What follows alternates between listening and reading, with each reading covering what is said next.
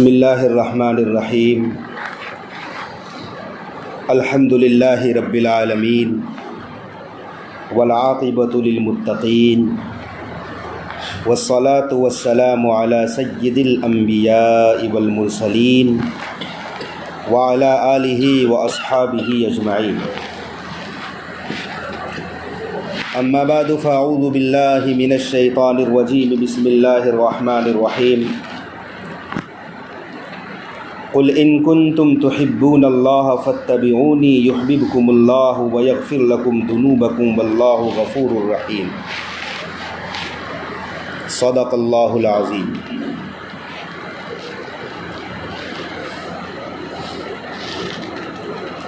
سن 3 ہجری میں 15 شوال المکرم کو احد پہاڑ کے دامن میں اسلام کی عظیم الشان لڑائی ہوئی ہے۔ حق و باطل کا معرکہ،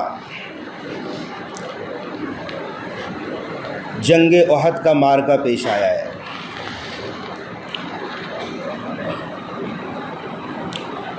جن خوش قسمت شخصیات نے احد پہاڑ اور اس کے مضافات کی زیارت کر رکھی ہے، وہاں کا نقشہ ان کی نگاہوں میں ہے، وہ لوگ جنگ احد کو اچھی طرح سمجھ سکتے ہیں۔ دراصل اس معرکے سے 1 سال قبل جنگ بدر کے اندر مشرکین مکہ نے مار کھائی ہے اور بہت زیادہ مار کھائی۔ مشرکین مکہ کے بہت سارے لوگ قتل ہوئے، بھاری شکست سے دوچار ہوئے تھے وہ لوگ، اور مسلمانوں کو اللہ تعالیٰ نے کھلی فتح دی تھی۔ 1000 پر 313 بھاری تھے، مسلمانوں کی جیت ہوئی تھی۔ تو اب وہاں سے لے کر جنگ احد تک 1 سال کا جو وقفہ تھا، مشرکین مکہ 1 سال تک پلاننگ کرتے رہے، تدبیریں کرتے رہے، کیسے اپنے مقتولین کا بدلہ لیں مسلمانوں سے۔ مال بھی اکٹھا کیا انہوں نے، ہتھیار بھی بنائے، خریداری ہوئی۔ ملک شام سے تجارتی قافلہ جو آیا، اس قافلے میں اس تجارتی مال میں جتنا نفع ہوا سب کے سب مشرکین مکہ نے جنگ احد کے لیے وقف کر دیا تھا۔ پھر مشرکین مکہ نے میٹنگ کی مشہور جگہ دار الندوہ میں، یہ ان کے مشورے کی جگہ تھی کہ کیسے مسلمانوں سے بدلہ لیا جائے اور منظم شکل میں اس طرح سے مسلمانوں سے ٹکر لیں اور ایسا حملہ بول دیں کہ مسلمانوں کا نام و نشان مٹا دیں، مدینے بستی کو ہی اجاڑ دیں۔ اس سلسلے میں انہوں نے مشورے میں یہ بھی طے کیا کہ ارد گرد اور پڑوس کے جتنے بھی قبائل ہیں سب کو دعوت دو اور سب کو ساتھ لے کر چلو۔ بالآخر ایک مسلح فوج کی تشکیل دی گئی، 3000 کا لشکر جرار لے کر قریش مکہ 5 شوال کو روانہ ہو گئے۔ 3000 لوگ تھے اور 3000 اونٹ بھی ساتھ میں لیے اور 200 گھوڑے، 700 زرہ پوش۔ زرہ کہتے ہیں جنگی لباس کو، لوہے کا لباس ہوا کرتا تھا تاکہ تیر آئے، بھالا آئے، تلوار کی وار ہو تو وہ زرہ ڈھال کا کام کرے۔ مطلب یہ پلاننگ تھی کہ مسلمانوں کو صفحہ ہستی سے مٹا دیں گے، اور 3000 اونٹ اس لیے کہ چونکہ قافلہ بڑا ہے، 1 اونٹ روزانہ کھانے کے لیے ذبح کریں گے، اور کچھ اونٹ اس لیے بھی لے گئے تھے کہ جب مسلمانوں کو ہم مٹا دیں گے تو مسلمانوں کے مال کو چھین کر لوٹ کر ہم لوگ اونٹوں پر لاد کر لائیں گے۔ ادھر رسول کریم صلی اللہ علیہ وسلم کو اطلاع ملی کہ 3000 کا لشکر آ رہا ہے۔ اللہ کے نبی صلی اللہ علیہ وسلم نے مسلمانوں کو جمع کیا، مشورہ کیا کیا کیا جائے۔ مقابلہ تو بہرحال کرنا ہے، ہاتھ پر ہاتھ دھرے بیٹھے نہیں رہ سکتے۔ رسول کریم صلی اللہ علیہ وسلم نے مشورہ یہ کیا کہ مدینے کے اندر رہ کر مقابلہ کرنا ہے یا مدینے سے باہر جا کر مقابلہ کرنا ہے۔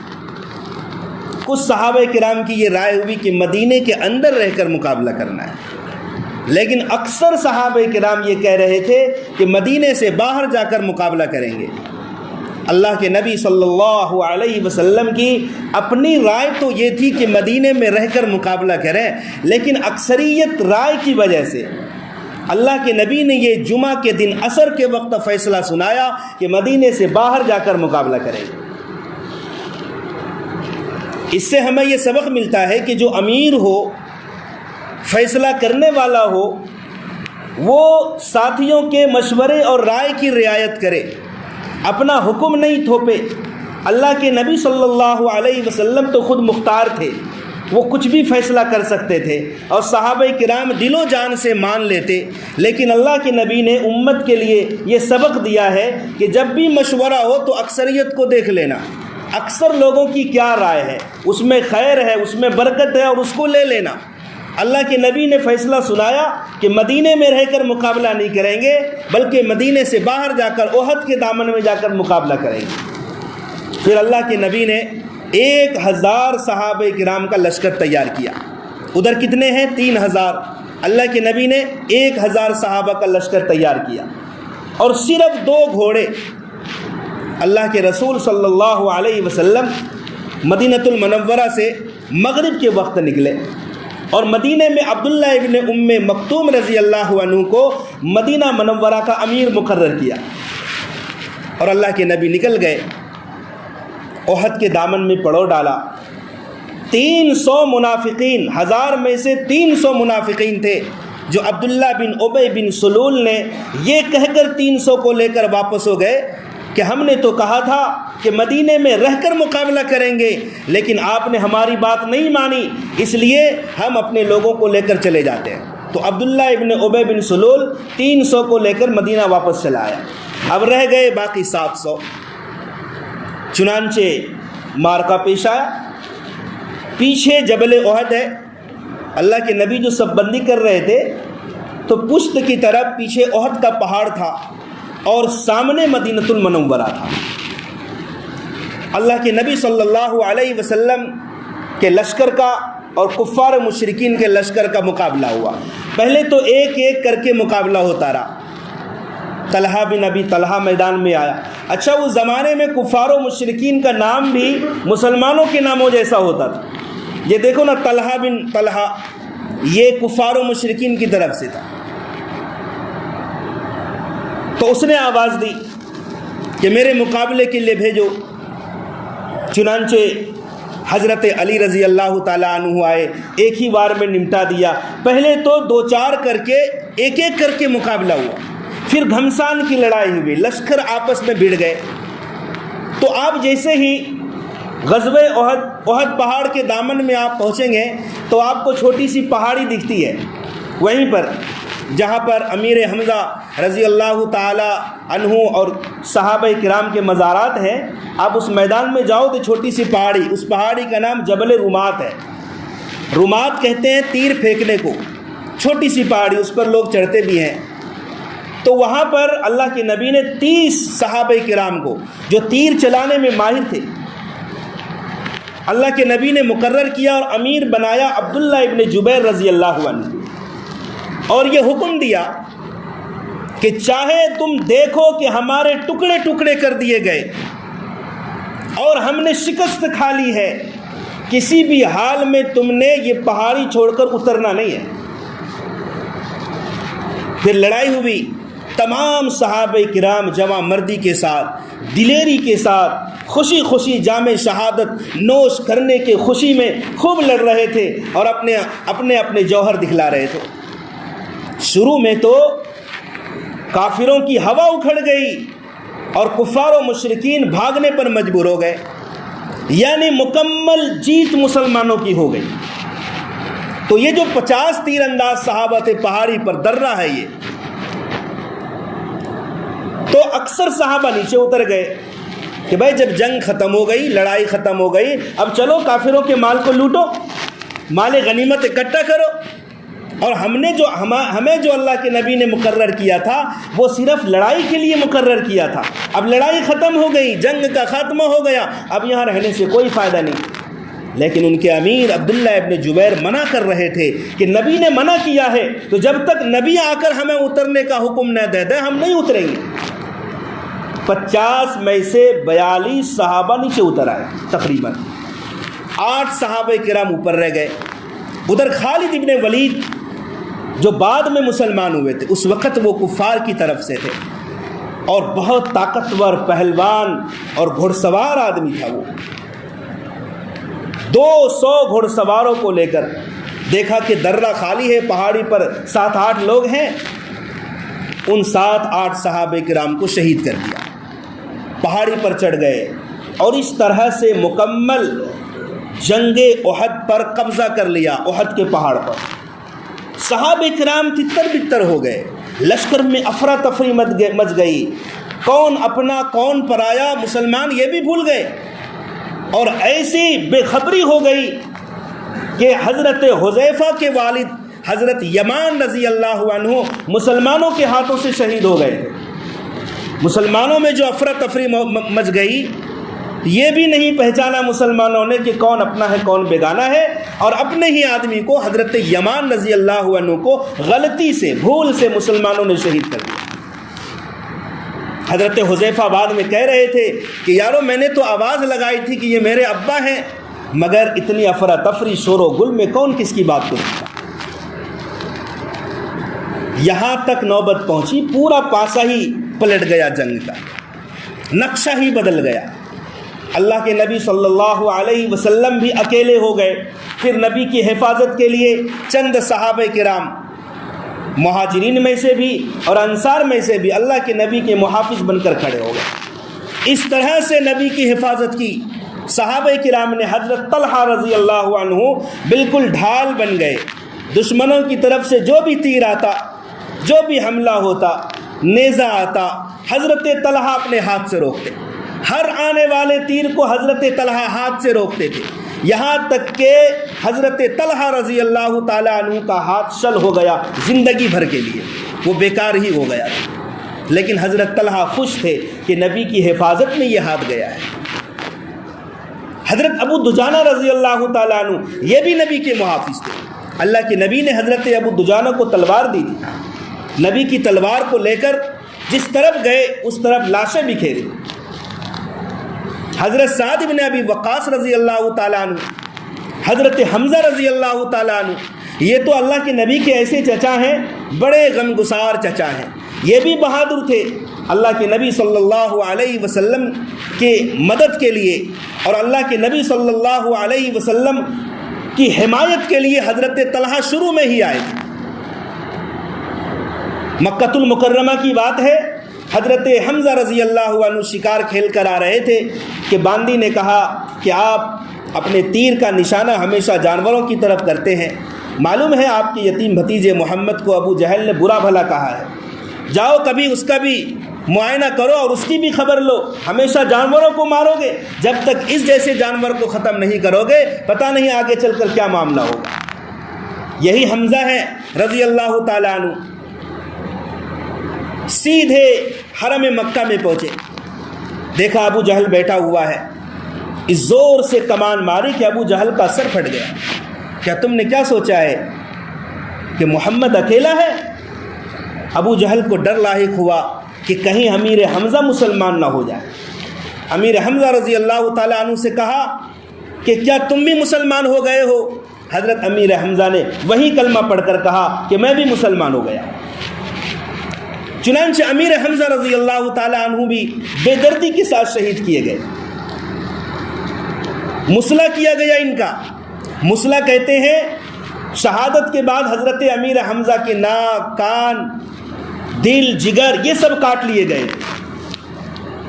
رسول اکرم صلی اللہ علیہ وسلم کی حالت تو اتنی نازک ہو گئی. عبداللہ ابن قمیہ ایک کافر تھا، اس نے زور سے پتھر پھینکا کہ نبی کریم صلی اللہ علیہ وسلم کی خود جو لوہے کی ٹوپی تھی اس کی زرہیں اللہ کے نبی کے رخسار مبارک اور پیشانی کے اندر چلی گئی.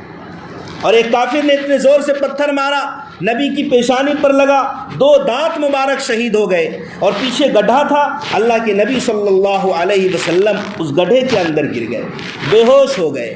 بے ہوشی طاری تھی. پورے جنگ پر اور پورے لشکر مسلمانوں پر کفار کا غلبہ ہو گیا. اللہ کے نبی صلی اللہ علیہ وسلم کو ہوش آیا. اللہ کے نبی صلی اللہ علیہ وسلم نے مسلمانوں کو آواز دی، مسلمان پھر سنبھلے. اور اللہ کے نبی صلی اللہ علیہ وسلم کی قیادت میں مسلمانوں نے پھر ایسی لڑائی لڑی کہ پھر کافر بھاگنے پر مجبور ہو گئے.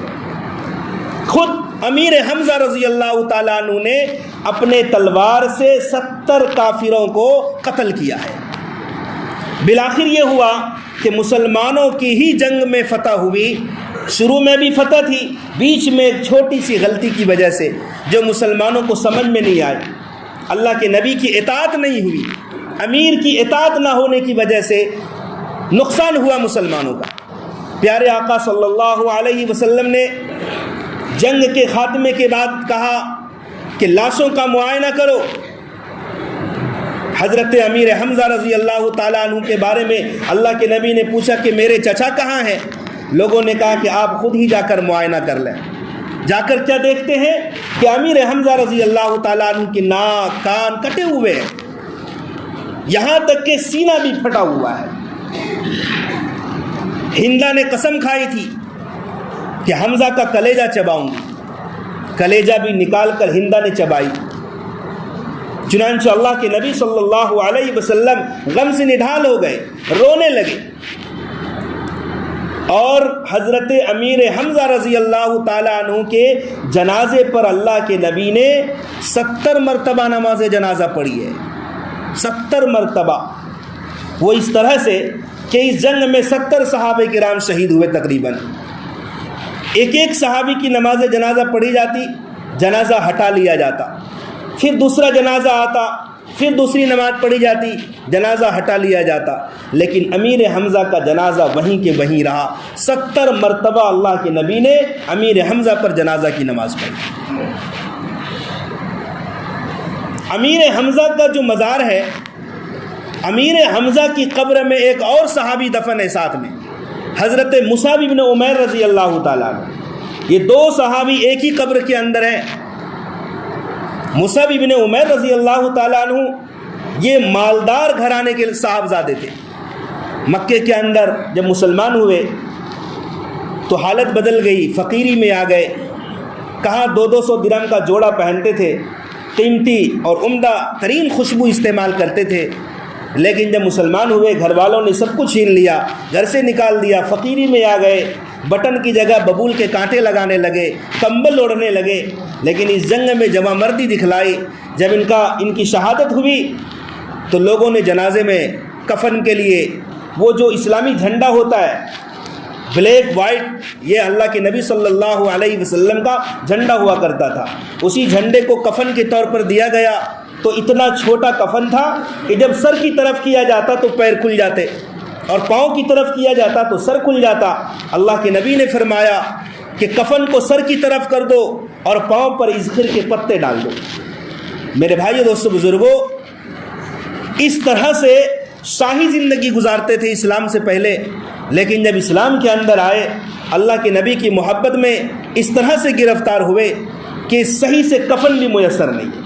پیارے آقا صلی اللہ علیہ وسلم حضرت حمزہ کو بہت یاد کرتے تھے.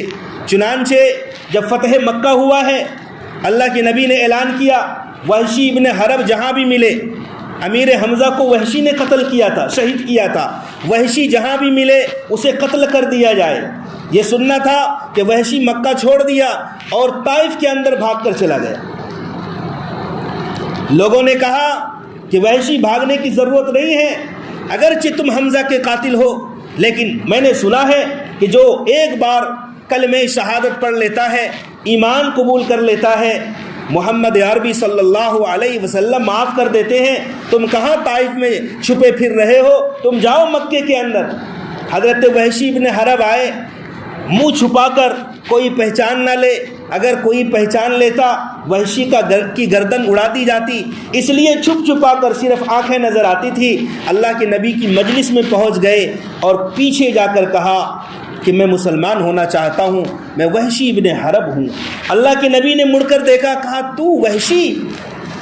اللہ کے نبی نے فرمایا، وحشی یہ بتا میرے چچا کو تم نے کیسے قتل کیا؟ وحشی ابن حرب رضی اللہ تعالیٰ عنہ نے کہا کہ میں مطعم ابن جبیر بن مطعم کا غلام تھا، اور حمزہ نے طعیمہ جو ان کے چچا ہیں حضرت امیر حمزہ نے اس کو قتل کیا تھا، لہٰذا جبیر ابن مطعم نے کہا کہ میرے چچا کے بدلے میں اگر تم نے حمزہ کو قتل کر دیا تو تم آزاد ہو۔ وحشی ابن حرب کہتے ہیں کہ میں احد کی لڑائی میں اسی لیے آیا تھا کہ کسی طرح حمزہ پر میں قبضہ کر لوں اور حضرت امیر حمزہ کو قتل کر کے میں آزاد ہو جاؤں۔ لڑائی سے مجھے ذرہ برابر دلچسپی نہیں تھی، میرا نشانہ، میرا مطمع نظر، میرا مقصد امیر حمزہ کو قتل کرنا تھا۔ حضرت وحشی کہتے ہیں امیر حمزہ کو میں نے احد کی لڑائی میں دیکھا، دونوں ہاتھ میں تلوار ہے۔ یہ جوہر بہت کم لوگ دکھا پا رہے تھے، ایک ہاتھ سے جوہر دکھانا آسان ہے اور دونوں ہاتھوں سے وہ تلوار کے جوہر امیر حمزہ دکھا رہے تھے۔ جدھر جاتے تھے کفار گاجر مولی کی طرح کٹ رہے تھے۔ میں نے سوچا کہ امیر حمزہ پر قبضہ کرنا اور قتل کرنا میرے لیے ممکن ہی نہیں، یہ تو ایسے جری، نڈر اور بہادر ہے کہ سوتے ہوئے بھی اس پر میں حملہ نہیں کر سکتا۔ لیکن میں نے کیا دیکھا، ایک پتھر کی چٹان کے پیچھے میں چھپ کر کھڑا تھا اور امیر حمزہ گزر رہے تھے، دونوں ہاتھ میں تلوار ہے اور دشمن کی طرف بھاگے جا رہے تھے۔ میں نے پیچھے سے پیٹھ کی جانب سے ایسا نیزہ مارا کہ وہ نیزہ ناف کی طرف سے باہر نکل گیا، آر پار ہو گیا۔ حضرت امیر حمزہ پر ایسی کاری ضرب تھی یہ کہ تاب نہ لا سکے اور چند ہی منٹوں میں شہید ہو گئے۔ اللہ کے نبی نے وحشی سے کہا، وحشی تمہارا ایمان قبول ہے، تو مسلمان ہو، صحابی بنا لیا، لیکن فرمایا وحشی میرے سامنے نہ آنا کہ چچا کی یاد تازہ ہو جاتی۔ میرے بھائیو، دوستو، بزرگوں، اللہ کے نبی نے کیسے کیسوں کو معاف کیا ہے۔ جس عورت نے امیر حمزہ کا کلیجہ چبایا تھا، ہندا نے بھی ایمان قبول کیا، اور ایمان قبول کرنے کے بعد کہتی ہے، یا رسول اللہ سب سے زیادہ مبغوض چہرہ آپ کا تھا، سب سے زیادہ مجھے آپ سے نفرت تھی، آپ کے شہر سے نفرت تھی، لیکن اب میں ایمان قبول کر چکی ہوں، مسلمان بن چکی ہوں، اب سب سے پسندیدہ چہرہ آپ کا ہے، سب سے مبارک اور محبوب شہر آپ کا ہو گیا ہے۔ میرے بھائیوں، اللہ کے نبی نے ایسوں کو بھی معاف کیا جو معافی کے قابل نہیں تھے۔ میرے بھائیوں، یہ ہمارے لیے بھی درس عبرت ہے کہ ہم بھی دیکھیں اپنے گریبان میں جھانک کر کہ ہم کس کس کو معاف کر سکتے ہیں اور کس کو ہم معاف نہیں کر سکتے، اسے بھی معاف کرنا چاہیے۔ آج ذرا سی لفزش ہوتی ہے، دو بھائیوں کا معاملہ ہوتا ہے، ملنے جلنے والوں کا معاملہ ہوتا ہے، ہم معافی پر اترتے ہی نہیں۔ پیارے آقا صلی اللہ علیہ وسلم نے چچا کے قاتل کو معاف کیا۔ چچا باپ کے درجے میں ہوتا ہے، باپ کے قاتل کو معاف کیا ہے۔ اللہ کے نبی نے ایسوں کو معاف کیا۔ جب نبی کی پیشانی پر پتھر کی چوٹ لگی، ہمارے نبی گڑھے کے اندر گر گئے، جب ہوش آیا تو صحابہ کرام نے فرمایا، عرض کیا، یا رسول اللہ اب تو آپ بد دعا کے لیے ہاتھ اٹھا دیجئے، اب تو آپ ہاتھ اٹھا دیجئے۔ یہ وہ موقع تھا جہاں نبی بد دعا کر سکتے تھے کہ خود بے ہوش ہیں، دو دانت مبارک شہید ہو گئے اور رخسار مبارک کٹے ہوئے ہیں، خون بہہ رہا ہے، اللہ کے نبی بد دعا کر سکتے تھے، مگر اللہ کے نبی صلی اللہ علیہ وسلم نے دعا فرما دی، اے اللہ میری قوم کو ہدایت دے، یہ لوگ جانتے نہیں۔ جن لوگوں نے اللہ کے نبی کے ساتھ بدسلوکی کی، جتنے لوگ جنگ احد میں مارے گئے کفار و مشرکین کے وہ تو مارے گئے، لیکن جو بچ بچا کر بھاگ نکلے اکثریت ایسی ہے ان کی جو مسلمان ہوئے، ایمان قبول کیے اور اللہ کے نبی کی صحابی بنے ہیں۔ وجہ کیا تھی؟ اللہ کے نبی نے دعا کی تھی، اللہ کے نبی نے کہا تھا اے اللہ میری قوم کو ہدایت دے۔ میرے بھائیو دوستو بزرگوں، تو آپس میں معافی کو رواج دیں، معاف کرنا سیکھو۔ لغزش تو ہوتی ہے، بڑی بڑی لغزشیں ہوئی ہے دور صحابہ میں، مگر شکنتوں میں معاف کر دیا کرتے تھے، اور ہم بیٹھے رہتے ہیں کہ فلاں معافی مانگنے آئے گا تو بھی ہم معاف نہیں کریں گے۔ یہ سخت ترین قوم ہے ایسی جو سامنے والے کو معافی نہیں کرنا چاہتے۔ میرے بھائی دوستو بزرگوں، معاف کرو گے اللہ تمہیں معاف کرے گا، معاف نہیں کرو گے اللہ کو کوئی پرواہ نہیں ہے۔ لہٰذا معاف کرنا سیکھو۔ جب ہم چھوٹوں پر معاف کریں گے تو اللہ جو ہم سے بڑا ہے وہ ہمیں معاف کرے گا۔ اللہ تبارک و تعالی صحیح سمجھ کے عمل کی توفیق عطا فرمائے۔